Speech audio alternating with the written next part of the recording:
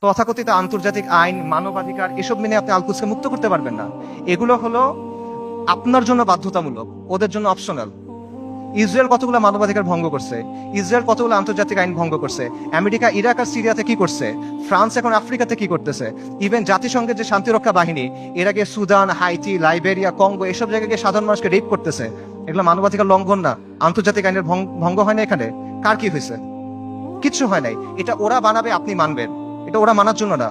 আপনি এগুলো বিশ্বাস করে বসে আছেন, লাভ নাই। এগুলোতে ওরা আপনার হাত দুই পেছনে বেঁধে রাখবে, তারপর ইসরায়েল এসে আপনাকে জবাহ করবে। এরা আমাদেরকে নারী অধিকারের কথা বলবে, শিশু অধিকারের কথা বলবে, মানবাধিকারের কথা বলবে, পর্দার সমালোচনা করবে, নিকাবের সমালোচনা করবে, শরিয়ার সমালোচনা করবে।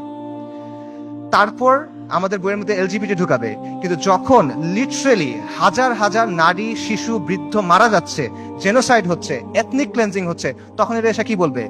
Israel has the right to defend itself, we must condemn Hamas. এই তো অবস্থা। এটা হলো আন্তর্জাতিক আইন এবং মানবাধিকারের অবস্থা।